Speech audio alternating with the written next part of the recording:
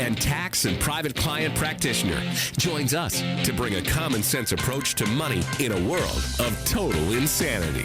Let's welcome Tony D'Angelo. All right, Tony joins us every Tuesday, same time, same channel. We chat about a wide variety of different topics. And, of course, you can find Tony on Twitter, Tony D'Angelo7. It is a great follow. Tony, good morning. How are you? Good morning, Lee Elci. Good morning, everybody. Proud to be among you. So a little later on, I want to have on our pal George Colley. I know you don't want to go necessarily in this direction, but I wanted to ask you one quick question about this. Have you found since Elon Musk has taken over that your Twitter has changed in any matter? Because he has found out he was banned. I did that check yesterday, and apparently I had 4 green stars. So that, to me, Lee Elci, is an indicia that no one is paying attention. I disagree with that. Yeah, I think they missed that one. But no, I noticed that about George. I personally saw nothing, and I did the test. Okay, well, very good. I just was curious. All right, so where are we beginning today? What do you want to start with? Well, you inspired me, and this is the thing. You inspire a lot of people, and we never really consider the impact we may have on those we come into contact with. But you inspired me yesterday with your monologue talking about data abuses and how we just get, we put our stuff out there and they do whatever they want for us, and they dictate to us what they think we should do and whom we should trust and whom we should discredit, and et cetera. And as I was listening to that, and this is a little off the page from what we had discussed, earlier in the week, I was actually seething because I said to myself, and really to no one in particular, I was the only person in the room, it's the technocrats, yes, but what about our state government? It has been, and this is the thing, time passes whether you want it to or not. It has been 2.5 years since we first had the question about the Boston Consulting Group contract, and the data scarfing right in the contract was handed to me by a very prominent Republican politician. When I tore after him with this, do you bother to read this freaking thing? No, nothing. All the abuses we have covered on this show since then, 4CT, Connie, the $20 million medical database debacle, no idea where it is. AMN Healthcare. All of this information was pulled from us in Connecticut under the awning of, we are keeping you safe, trust us, we know better, we know what is good for you, shut up and go in the corner. And we have no idea. Here we are, it's December, look at my computer, December 20th, 2022. No idea of who has this information, what they may do with it, and for what.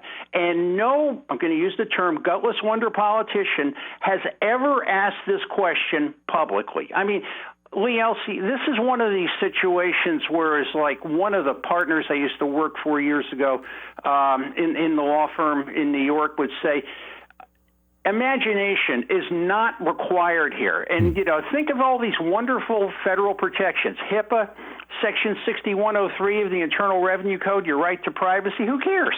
So when we're looking at this and when we point at the Chinese and say, yeah, you're terrible, why don't we start pointing at politicians? Why don't we start pointing at local government and say, you are equally terrible because this is what you've done. And if you're not outraged about this, you got to be brain dead. But anyway, that's the first thing I have to say this morning. No, listen, we've unfortunately found out that there's a large chunk, not of the listening audience to us, but a large chunk of the rest of the folks out there who are just going through life, going through the motions. They don't care. They unfortunately, they don't see it, Tony, like me and you and a lot of the great listeners out there do, and it's really sad. And this is something else off the page.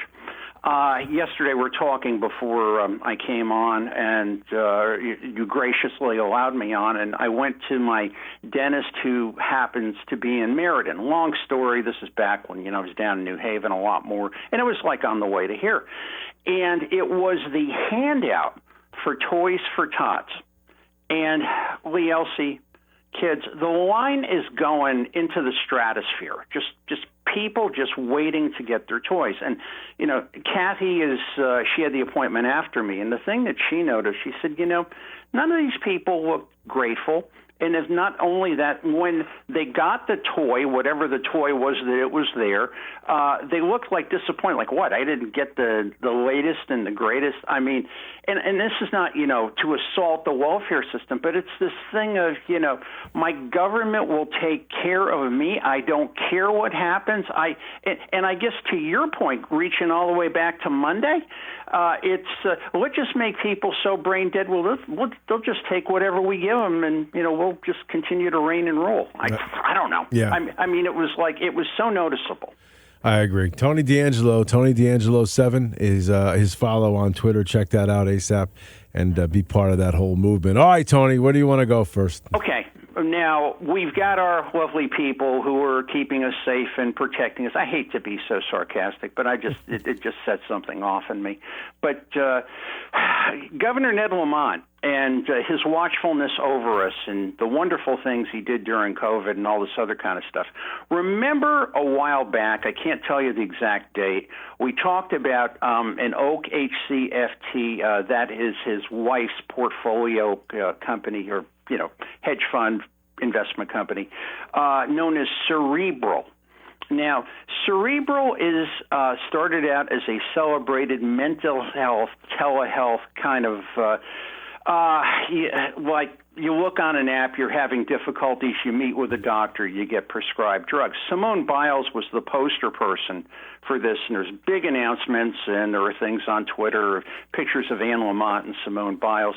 The idea of Cerebral was, doing this whole thing and kind of removing the formality of actually going to visit a doctor. But like a lot of maybe, or at least a number of some of the other Lamont ventures that got into trouble. Many of the doctors complained. We talked about this, about there was super aggressive tactics on drug pushing and pharmaceuticals, and they really felt uncomfortable to where it came to a grand jury subpoena from the Eastern District of New York. These are the same people you're seeing with Samuel Bankman-Fried. Hopefully we'll get to him a little bit later, time permitting, about overprescriptions of addictive drugs, and particularly Adderall and Xanax. Now, what happened was the minute this happened, if you're Lamont, what do? You owe up to things. No, you bury them. The tweets came down, the things came down off the website. You cannot find the announcements. I mean, I have copies of them with Anne Lamott and Simone Biles. It's like, none of this ever happened. But instead of owing up to it, which is not something these people are prone to do, they started to load up in another, call it a sister entity called TruePill. Now, we talked about TruePill in the past. TruePill is telehealth pharma again, and we talked about how TruePill sailed through a hand-picked Department of Consumer Protection in Connecticut to sell pharmaceuticals here. Conflicts don't matter in Connecticut. We have jokey ethics, and I'm probably being polite when I say that. Now, unfortunately, or fortunately, apples don't fall far from the tree. Now, in TruePill, the DEA came out last week and said, you're pulling the same stuff that Cerebral did. And this was over prescriptions of Adderall. And this is really the first public signal. I'm reading from Business Insider. It's the first public signal that the DEA is paying attention to the rise of companies profiting from online prescriptions for controlled substances. So let's stop and think and assess what's happening for a moment. Get away from the clouds, get away from Ned, get away from, he's here to keep us safe and all this other kind of stuff. The spouse of a sitting governor has proffered not one but two equities, driving profit off of ostensible addiction and misuse of prescription drugs. And, this is all happening in the state, blessed by the governor's handpicked regulators. And our state authorities, I mean, I don't want to sound like John Gotti, but forget about it. It took the feds to raise the question twice. Our health department has no freaking clue. No big deal, right? And in the Lamont fashion, Anne Lamott has worked very hard to bury the ownership of Cerebral, and it's incalculable to me how much of this is going on in Connecticut, how much of this is going on, at this time. And here's Ned. Ned is like, I am keeping you safe from COVID. I am concerned. You people matter so much to me. But, hey, it's perfectly okay if you buy my family's drugs. I'm okay with that. Can you trust this guy? Should you trust him? How could you trust him? I am so tired of this mess. I really am. So I remember I was talking about that, and the idea sounded really interesting, but it never really took off, that whole idea, right? The Cerebro. Well, they're sort of back and forth, and it's, how could I put it? It's going on, but what you get from these people, this is the wiggle. This is this stuff is never obvious. All those wonderful protections that we have in federal law, like, for example, HIPAA for one. I'm not a HIPAA person, but I kind of relate that to Section 6103 of the Internal Revenue Code, which I am familiar with. It's like, well, we're not really governed by that, so we can continue to dit and dot because we're not a medical facility. We're just a referral thing, but what we're going to do is, you slapped our hand. We're going to make sure that we don't do this again. They're still trying to do it. They're still trying to mess around and fix things and all this other kind of stuff. And it's that whole thing of, if you're not this, if you're not like, quote unquote, fish or fowl, it becomes very hard to stick your finger on as to what somebody is doing. This is why I'm very happy that the DEA is getting involved. So it seems like the Lamonts their hands are in just about everything, right? Pitiful. Right? You get the same sense. They're sort of dirty in just about every single location, and nobody really seems to be paying much attention to any of it. I have no respect. Well, that's just it. I have no respect for people burying their sins. It's like if the minute something like this, now here I am blessed to do this radio segment on this fine radio station before these fine radio people.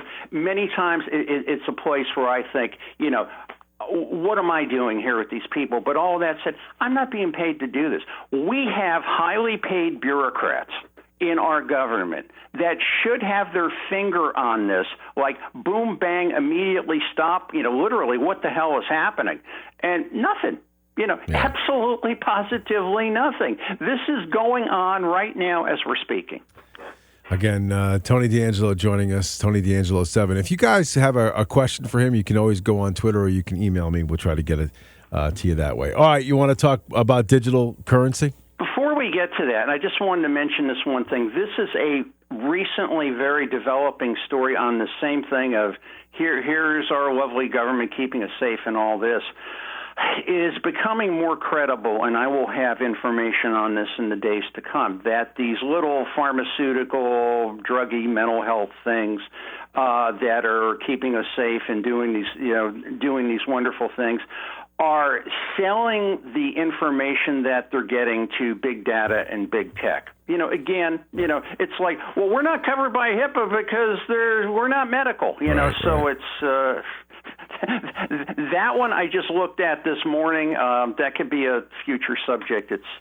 It's absolutely incredible. Now, maybe we just have time to touch on this one, but when we get into the wonderful world of finance in the state, I've been following with interest the Samuel Bankman-Fried scandal with cryptocurrency and FTX. He's getting the name of Samuel Bankrupt Fraud.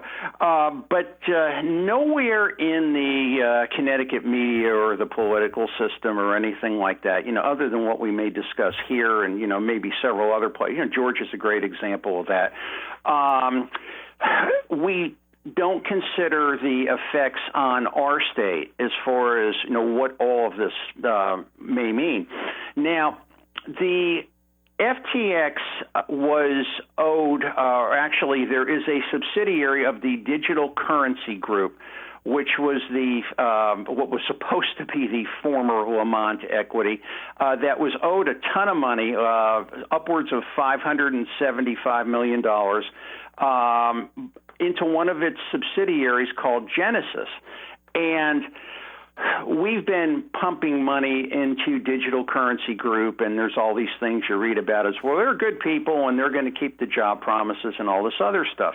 And when we pull all that together, we look at a year ago, and just about a year ago when Digital Currency Group first came to Stanford, and all the politicians were there and everybody was cheering, and we were the very, very first to say, this is really a Ned Lamont sponsored equity.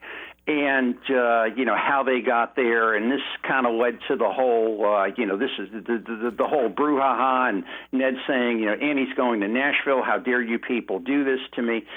And when we actually started to look at what happened, a couple weeks back, we looked at the fact that Ned, who's supposed to be entirely out of this thing, starting from Election Day forward, dumped the Oak HCFT partnerships dumped a whole lot more money into Digital Currency Group. Why, I do not know. Are they trying to buy crypto low, or are they just trying to make up for a bunch of bad bets? Maybe both. But the commitment, if you want to call it, to the state from the Department of Economic and Community Development has not changed. Now, I look down Crunchbase again. December 1st, there's another $25 million investment. Remember, I got nothing to do with this. I'm going to Nashville, shaming you people. How dare you do this to me? I mean, basically, the guy's just doing it right now with impunity. And I may care, you may care, but, nobody else really bothers to care. So when you start to look at all of that, I've been I've been trying to play, dog on the leg of the Department of Economic and Community Development, and I was able to get some documents from them as to what has actually taken place.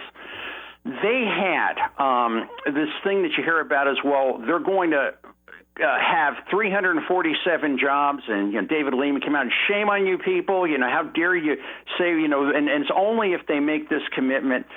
When you actually, I'll make a slide of this later, when you actually look at the commitment that they are going to make, it is 25 jobs.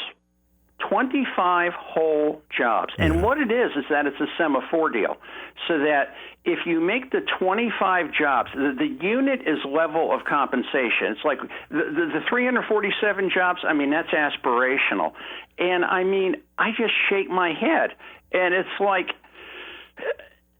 this is economic development in Connecticut. Economic development in Connecticut is what gets Ned on base.